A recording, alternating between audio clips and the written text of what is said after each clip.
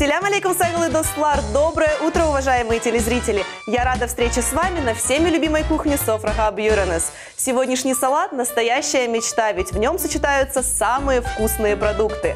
А также подкупает простота приготовления, потому что с этим блюдом сможет справиться каждый из вас. А мне уже не терпится представить нашего сегодняшнего гостя. Обаятельный ведущий, харизматичный церемонимейстер, исполнитель крымско-татарских песен Абляз Джемиль-Гирей.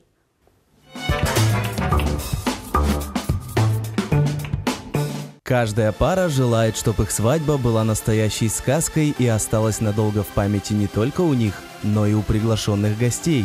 Важная составляющая такой свадьбы – ведущий, который учтет все пожелания и поможет сделать ваше торжество идеальным. Мастером своего дела смело можно назвать Абляза Джемиль-Гирея. Он начинал свой творческий путь с вокального искусства. Шаг за шагом достигая своих целей, реализовывал себя в сфере организации торжественных мероприятий и праздников. Блестящая харизма, чувство юмора, находчивость, обаяние, умение найти контакт с любой аудиторией. Именно эти качества помогают Аблязбею завоевывать особое место в сердце каждого. Последние несколько лет он стал популярным ведущим и свадебных церемоний.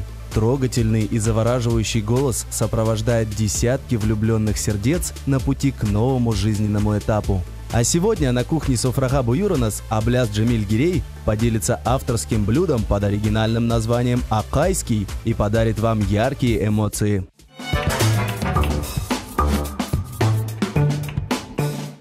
Селям алейкум, Абляз. Селям алейкум. Очень рада тебя видеть у нас в гостях. Взаимно. Непривычно видеть тебя в фартуке, привычнее видеть тебя в зале, в ресторане. Ну, это редкость, конечно, да, но бывает, что редкость, одеваем. Но тем не менее, да, очень приятно, что ты сегодня с нами этим утром. Ну, рассказывай, чем будешь нас удивлять? Самым простым салатом, который вот из подручных средств можно собрать и приготовить с утра. Собственно, ингредиентов немного, но тем не менее, давай скажем, что огурчик, колбаска, сырок, конечно же, кукуруза, майонез и немного зелени. Давай, рассказывай, что, с чего мы будем начинать? Начнем с колбаски. Колбасу мы нарезаем соломкой. Я думаю, что можно уже, в принципе, и приступать к этому. Приступаем. Абляз, ну как началось твое утро? Расскажи. Ну, как обычно, просыпаюсь. Мое утро уже на протяжении многих лет начинается с кофе. Я выпиваю кофе, одеваюсь и потом сразу по своим делам, собственно, продолжаю свой день. Тебя знают все на самом деле, да? Имя Абляз Джемиль-Гирей у всех на слуху. Ты человек у нас харизматичный, известный, амбициозный, я думаю. Ну вот расскажи, с чего все начиналось? Известность, конечно, началась уже, наверное, в студенческие мои годы, а пытался я себя поставить на ноги с этой сферы уже со школьных лет, да, когда начинал принимать участие в различных конкурсах, такие как там «Живые родники», вокальные конкурсы. Я хоть и не занимался вокалом, но временами пел. Ну и в основном всякие спектакли, которые были организованы нашей школой, так и проводили их. С этого у меня все началось. Я решил все-таки свою судьбу связать студенческую с творчеством и поступил в ВУЗ, университет культуры. Где-то мероприятие провел от университета, где-то еще что-то, какой-то праздник. И так там показал. У нас в Крыму уже очень хорошо работает сарафанное радио, так и все и пошло. По специальности ты кто? Режиссер эстрады массовых праздников. Так, ну смотри, начинал ты с вокала. Да, я знаю, что участвовал в конкурсе «Тюрквижа». Да, Скажи было дело. Ну, я уже говорил, да, то, что вокалом я особо не занимался. Музыкального образования у меня нету. Ну, когда я только начинал, это песня из репертуара мистера Кредо, если помнишь. «Чудная долина», всем известная такая песня, конечно, добрая, старая. Продолжал участвовать, стараться участвовать в многих мероприятиях. И вот, когда услышал о «Тюрквижине», я решил попробовать себя. Ну, не с той целью, чтобы выиграть, что-то получить, а просто, как говорится, лишний пиар не помешает. Показаться, посветиться на экранах. Записался, прошел отборочный тур, дошел до финала. Все очень хорошо. Записал песню, кстати, которая тоже набрала популярность, известная из нашего репертуара, из турецкого, из крымско-татарского, какой-то Льваджи. Это была сделана песня в попыхах, очень быстро, потому что дали задание именно сделать свою аранжировку на то время. И я обратился к Ролану Салимову, диджею Бибеку. Быстро-быстро мы записали ее, и, собственно, с этой поры выступили на сцене. А вот Абляз Джемиль-Гирей, почему именно так? Я уже думаю, в паспорте ты так не записан. Это уже целая история на самом деле. В общем, фамилия моя Джемилов, имя Абляс. Псевдоним как-то вот сложился во время моей работы, начало уже после студенческой жизни. А старт этому было также школа, где в одном из спектаклей я принимал участие и был в качестве султана. Мне должны были придумать имя. В общем, начали придумывать, думали и соединили все наши имена, плюс добавили имя Гирей. И так оттуда и пошло. И когда я работать начинал уже свадьбы, еще славянские, мне сказали из одного агентства, что надо какое-то необычное имя, да? Я говорю, я все так и оставляю, только добавляю вот определенный элемент, то есть еще одну вставочку. Я буду Абляс, Джемиль, Гирей. Так все и пошло. Вот так вот и сложилось это имя. Интересно. Угу. Ну что, я думаю, что можно колбаску. Колбаску загружаем. Так, что мы, к огурцам переходим? Угу. Да? Да? Тебе маленький, мне побольше. Ну давай. Так, это срезаем. Ну и тоже приблизительно вот такими же кусочками порежем. Ну, я буду наблюдать полностью за тобой. А я знаю, что в один прекрасный день твой знакомый попросил тебя провести его свадьбу. Было. Видимо, очень давно, когда ты еще не был, скажем так, почти профессиональным ведущим. Вот расскажи об этом, как это происходило? Это было также в студенческие годы. Ну, в принципе, все оттуда и началось, да. Я как бы режиссер, связан с творчеством. И знаю то, что я творческий человек, он говорит, Абляс, проведи мне свадьбу. Угу. Я говорю, нет, да ты что? Ну ладно, говорит, тогда будь хотя бы свидетелем. Я говорю, хорошо. В итоге я у него свидетель, мы приходим в зал, ну, ведущего, понятное дело, нету. Уже от безвыходной ситуации, на то время еще сильно ведущие были непопулярны прямо на свадьбах. Он мне говорит, ну, проведи что-нибудь. Я выхожу, провел один конкурс, второй конкурс. Подошли, говорят, как круто, клево, у нас тоже свадьба осенью, давай нам проведи. Провел и у них, то есть я начинал изначально со славянских свадеб, а потом уже потихоньку, постепенно перешел на крымско-татарские. Сейчас, в принципе, не отказываюсь вести, но учитывая то, что наш народ заказывает свадьбу за год вперед, у меня просто бывают там несвободные даты, когда вот звонят. Ну вот, судя по сорванному голосу, я предполагаю, что свадьбы каждый день, разговаривать приходится много. Ну, апрель месяц, на данный момент, сегодня как бы насыщенные дни по свадебным вечерам, потому что в скором времени Рамадан месяц. В Рамадан обычно мы отдыхаем. Чем я занимаюсь? Мы садимся в машину и объезжаем потихонечку наши красоты Крыма. Ну, как-то вот так вот. Вот, кстати, предстоящий сезон. Много свадеб планируется? Да, хватает очень много, и я этому рад, на самом деле, то, что свадеб много, это круто. Не с той стороны, то, что и с работы хорошо, когда у тебя есть работа, но и со стороны того, то, что создаются реально новые семьи. И с каждым днем, с каждым годом видишь то, что свадьбы становятся еще культурнее, красивее, то есть, да, строятся на залы в Крыму. Вообще здорово, на самом деле. Раньше-то все это проходило в шатре, ты, наверное, помнишь. Конечно, я помню еще да, эти времена. многие застали эти времена, поэтому это я... Хотя некоторые не изменяют традиции, проводят и до сих пор. Проводят, но я вот скажу, учитывая подписчиков в Инстаграме, буквально недавно нам нужен такой вот шатер, такая свадьба для некоторых планов снять локации. И я выставил, получается, вопрос, да, у кого в ближайшее время будет свадьба в палатке, на которой мне никто не ответил. То есть ни у кого? Вот так. Вот я думаю, значит, все-таки все на рестораны перешли. Абляс, а за пределами Крыма свадьбы бывали? Бывали, да, неоднократно. Ничего себе, расскажи, где, когда? За пределами Крыма мы выезжали в Новоалексеевку, там также много нашего народа. Мы выезжали на материк, Краснодар, Геленджик. Вот. Свадеб хватало. Кстати, был такой случай, одна свадьба, которая заранее нас заказала с музыкантами, с Крыма. Ну, там как бы, да, как бы вот должна проходить в Геленджике свадьба. Выезжаем, паром закрыт, возвращаемся. Потом решаемся в пятницу выехать, паром также закрыт. Потом в итоге в субботу нам уже жених звонит, говорит, в день свадьбы давайте утром завтра тогда в субботу на аэропорт, оттуда прилетите там. Очень быстро долетите, и мы вас встретим. В итоге мы идем в аэропорт, в субботу просыпаемся по колено снега, самолеты не летают. Мы там с 9 часов до вечера просидели, самолеты так и не полетели, мы так и не добрались. Не попали вы на свадьбу. Да, поэтому, когда звонят где-то за пределами Крыма, Да, всегда рискованно на самом деле. Я уже сразу предупреждаю, да, как бы я говорю то, что мы такую сильную ответственность не несем, потому что есть обстоятельства, которые не зависят бывают. от вас просто. Все верно, да. А так работали. Слушай, ну вот ведешь крымско-татарские свадьбы, да, на крымско-татарском языке. Ты с детства так владеешь хорошо языком или приходилось специально дополнительно учить? Дополнительно не обучался, то есть у меня был педагог, ну и в первую очередь в семье мы общаемся на крымско-татарском языке, стараемся. Угу. Абляс, ну вот сейчас уже на твоем счету очень много проведенных свадеб. Сколько лет, кстати, ты работаешь ведущим? Лет 8 точно. Ну, 8-9, да. То есть свадьбы... И за эти годы я провел столько свадеб, что даже могу не вспомнить, кто мои молодые были, когда ко мне подходят на свадьбу, начинают со мной общаться, разговаривать. И в итоге ты вообще меня вспомнил? Я говорю, ну, извини, Багаш Ларсон, как бы вот, может, где-то виделись на свадьбах? Он говорит, нет, ты вел мою свадьбу там в 2012 году.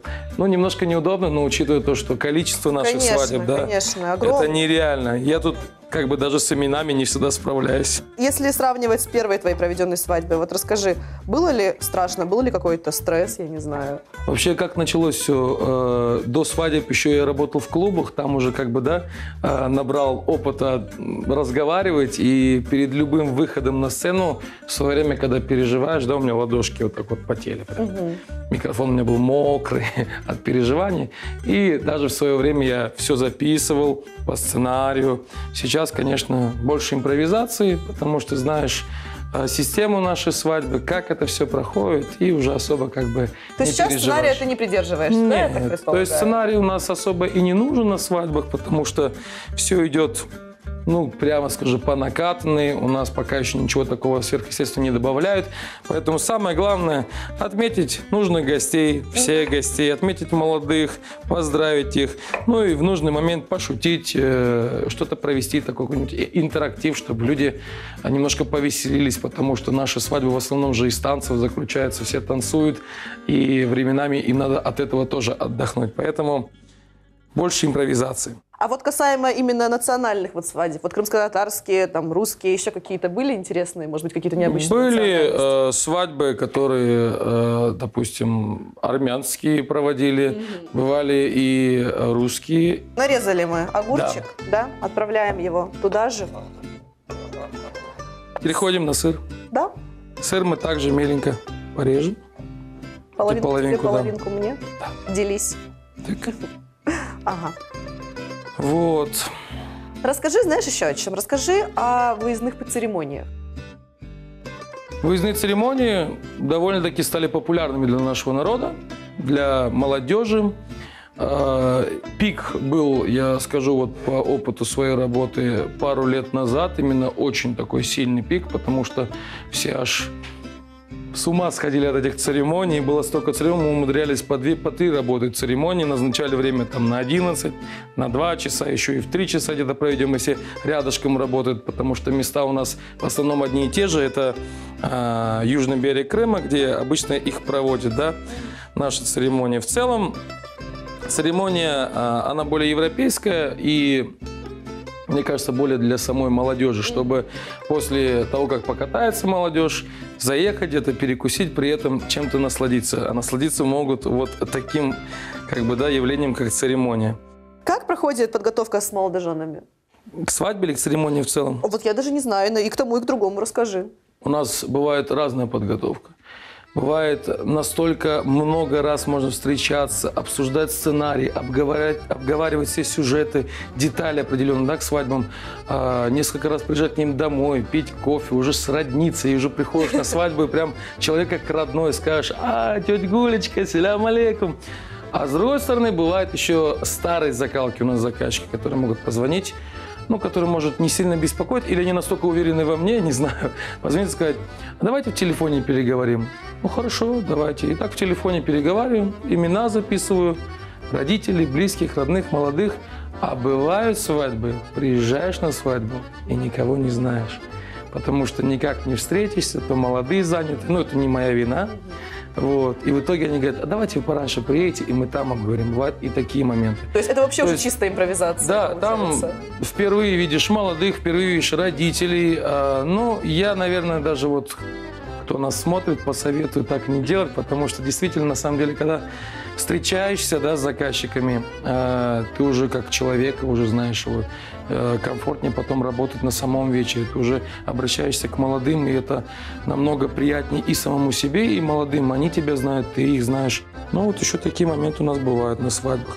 Церемонии также подготавливаются те люди, которые хотят именно видеть. То есть церемония – это вообще отдельная часть свадьбы. Она должна проходить более нежно, красиво, где можно перейти на минуты лирики. Спеть даже что-то или Может быть, нет? даже и спеть бывает, заказываем. Поешь же на свадьбах тоже? На свадьбах, да, конечно. На церемонии также немаловажна история молодых. Церемония, в основном, как и свадьба, она у всех однообразна. То есть, поэтому каждый на вечер уже что-то дополняет свое. В церемонии своя изюминка – это история любви молодых. Конечно же, это немаловажно, и обязательно надо увидеться с молодыми, чтобы эту историю услышать. Потом все это красивенько украсить. А самое главное, интересно выслушать обе стороны. Да? Обычно как-то в свое время я начинал спрашивать почему-то у невест. Невесты что-то недорассказывают интересное или, наоборот, что-то добавляют. И когда слышишь вторую сторону от жениха, здесь получается уже какая-то своя изюминка. И когда переходишь во время церемонии к истории любви, и что-то новое услышит жених или невеста, для них это уже интересно. То есть они на своей волне, да, и чувствуется своя церемония, то есть своя изюминка в этом мероприятии. Абляс, ну вот на данный момент ты довольно-таки популярный, скажем так, востребованный ведущий. В чем все-таки секрет? Все-таки мне кажется, что зависит больше, почему заказывают, от харизмы, от поведения, от внешнего вида, вот, даже от голоса, даже такое я слышал, да. Это все важные детали для гостей, чтобы они слышали, чтобы вышел ты в зал, 300 человек сидит, некоторые вот друзья, которые ведут свадьбы славянские, до 100 человек, они говорят, как ты вообще справляешься с этим, да, когда 300-400 человек. Я думаю, что для ведущего все-таки харизма немаловажна. Ну и больше работать с публикой, внимание уделять, стараться. Не каждому, конечно, из 300-400 человек, но стараться. Контакт должен быть обязательно. Контакт обязательно должен. Обычно так это и проходит, когда обращаешь на каждое внимание или подметишь определенного гостя, который прям выделяется из публики. Я вот всегда говорю, кого можно вывести на конкурс? Да? Это надо просто посмотреть один общий танец, первый, да, к примеру. И становится понятно. И там уже становится. То есть, если человек сидит за столом, ничего не делает, он и не смотрит, пойдет. Он, даже если пойдет, может, он пойдет, но он не прокачает. Да? Если человек танцует, какой-нибудь дядя, МДшка, там, да, пузатенький там зажигает, если я его вытяну, то я уже гарантированно уверен, что все пройдет на высшем уровне. Да, поэтому внимание надо. Даже просто обозначить такого человека на свадьбе, это уже хорошо. Да, про него сказать. И учитывая его поведение, люди же знают его как родственника такого веселого, они сразу понимают, о ком идет речь, там похлопают, повеселятся. Вот немножко своих секретов ты нам раскрыл. Да. Так, все-таки возвращаясь к нашему сыру. Отправляем это тоже в тарелочку нашу емкость. Ага. Напоминаю, колбаска, огурчик, сыр. Как все-таки проходит твой день? Вот свадьба заканчивается далеко за полночь, приезжаешь ты домой, я думаю, поздно. Поздно приезжаю. Или уже рано приезжаешь? Одно время даже выставлял объявление, да, для нашего народа, то, что звоните мне после 12 часов. Я обычно сплю. То есть мы приезжаем, на свадьбе не заканчивается наш вечер на самом деле, потому что у нас даже возникла такая традиция с нашими коллегами, музыкантами, операторами, видеографы, фотографы после свадьбы, которая заканчивается где-то после 12 к часу ближе, собраться в каком-нибудь месте, попить чаю, рассказать какие-то каверзные, интересные, может быть, ситуации, которые произошли на вечере. Просто пообщаться. Поделиться, в конце концов. Да, оно очень интересно. При этом мы днем не видимся, а вечером вот такая возможность появляется. После этого домой, возвращаюсь, ложусь спать. И утро начинается во сколько, если не секрет? 12 часов. Сегодня оно у меня началось очень рано. Я даже застал городские пробки, которые я уже не встречал давно. Практически живешь на свадьбе, можно и так сказать, да? Ну, это только в сезон. Ну что, пришло время добавлять кукурузу? Угу. Ну, здесь много, вернее, кукурузы. Я, наверное, чуть-чуть буквально положу, пару ложечек хватит. Это сейчас мы перемешаем с майонезом. Еще надо будет зелень. Вот если бы не был ведущим, кем бы был? Хотел и милиционером быть в свое время, там, гаишником. Я думаю, тебе бы пошла форма. Кстати, да, вот бывало, фильмы записывали и одевал форму. Мне многие говорили, что... Прям твое, да? Да. Абляс, ну и вот хочется спросить, были ли какие-нибудь самые запоминающиеся моменты на свадьбе? Может быть, какая-то такая свадьба, которая запомнилась тебе навсегда? Ну, чтобы свадьба запомнилась, я вот уже говорил, да, то, что бывает, не могу вспомнить даже молодых, у которых вел свадьбы. Чтобы она запомнилась, конечно же, немаловажная часть – это гости. Если есть крутые гости, отрывные, то эта свадьба запомнится однозначно. Запоминаются свадьбы большие. То есть у меня была свадьба почти на 700 человек в Феодосии. Когда говорят тебе, у нас свадьба будет в 2 залах, там, допустим, банкетный зал «Сарабус», думаешь, опа. А ну, как все разорваться, расскажи. Мы продумывали долго наш план, сценарий, то есть заказывали артистов, которые отрабатывали в большом зале, потом переходили в средний зал. У нас работал ПТС, операторы, которые транслировали на экранах во второй зал, что происходит там, где основной зал, где сидели молодые. При этом работало 2 ведущих, мы работали с Мустафой, даже 3, 2 ведущих в этом зале, 1 ведущий там, 2 состава музыкальных, вот, и трансляция с этого зала в тот зал. В целом, в середине свадьбы молодые туда поднялись, понятное дело, уважив гостей, поприветствовать, поздороваться их. Одна была свадьба у нас веселая, большая, это в Феодосии, в палатке, в шатре. Ну, это лет, наверное, 5 назад. Она мне тоже запомнилась, потому что, ну, зал залом, там чуть-чуть сидит, тут внизу чуть-чуть сидит, ну, сидят гости. Да. А это палатка, шатер, 700 человек, заходишь, и края не видно. И когда общий танец начинался, и заканчивался, вставали все, и когда заканчивался, я тогда просил, присаживайтесь, на это уходил минут 20, пока люди вот пока пройдут, сядут на свои места, чтобы освободить площадку, да, нашу центральную. А молодые вообще далеко-далеко были. Даже всех и не увидел. Да, ну я их очень хорошо запомнил, да. Ну что, давай добавлять зелень. Абляс, как можно еще украсить салат, разнообразить? Что бы ты еще мог добавить, как думаешь? Я всегда видоизменяю. То есть это на сегодняшний день мне что в голову пришло, я то и сказал. Нужны огурцы, сыр. В принципе, каждое утро, как вот у меня импровизация на свадьбе, так импровизация и в холодильнике. Да. Крабовые палочки, яйца, можно огурцы, можно помидоры добавлять. Видоизменять, да, то есть, в принципе, не важно, что я буду кушать, потому что все здесь с витаминчиками, это хорошо. Для утра мне самый раз. Отлично. Самое отлично. то. Хорошо. Да. Так, у нас есть майонез. Добавляем майонез. Да. Будем заправлять наш салатик. Майонез или сметану, там уже тоже по желанию, да. Абляс, ну вот не могу не спросить, ты как парень не женатый, придет же момент и тебе жениться. Ну да. Как ты будешь выбирать ведущего себе на свадьбу или будешь сам? В моем случае я могу сказать одно, то что я в этой тарелке кручусь, да, у меня очень много знакомых, в принципе, думаю, не будет такой прям, не будет таких трудностей выбрать ведущего. То есть они будут у меня в гостях. Вот. И как мы уже вели у наших творческих людей свадьбу, мы прямо из-за стола выходили, что-то скажем, поздравим, кого-то объявим. Думаю, особо трудностей таких не было. А в принципе желающих на самом деле очень много, которые говорят, все, никого не заказывай, да, ты наш, я буду вести свадьбу твою, или я буду играть, даже музыканты такие, кто будет играть. Я говорю, давай, чтобы мы отыграли обязательно. Но это всему свое время, как говорится.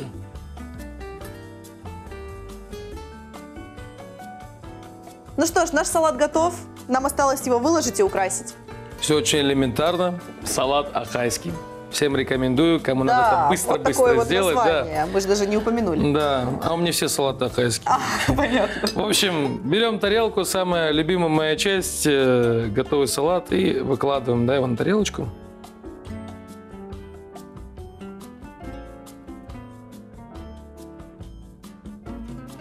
Ну что, украшаем? Да, укропчик. Украшаем, чтобы было не только вкусно, но и красиво. Настоящий акайский салат. Сел, поел, пошел дело делать. Яркий, интересный и простой в приготовлении салат обязательно украсит ваше весеннее меню. И наше тоже. Абляс, Хотел бы ты что-нибудь пожелать нашим телезрителям? Конечно. Нас же много смотрят людей, поэтому, конечно же, всем желаю счастья, любви, мирного неба над головой. Это самое главное. Побольше солнечных дней. Весна наконец-то наступила, поэтому самое главное, обязательно не пропускайте Софрага Буйранус. Смотрите постоянно. Любуйтесь Анечкой, нашими гостями, которые здесь бывают. Я также хочу поблагодарить и вас за то, что пригласили. Ну и готовьте вот такие салатики легкие. Абляс, мы тебе тоже желаем как можно больше свадеб, благодарных заказчиков, счастья, любви. Вот, чтобы у тебя все было хорошо. Сагулнес, что ты был сегодня с нами, поделился рецептом, рассказал о себе. Да, потому что действительно мы тебя видим только на свадьбах, только на мероприятиях. Сагул, что ты посетил нас и уделил нам немножко своего времени. Дорогие телезрители, пусть все ваши поставленные цели будут достигнуты. Мы желаем вам хорошего настроения, счастья и удачи. Софрага Буйранус, аштатлы олсун.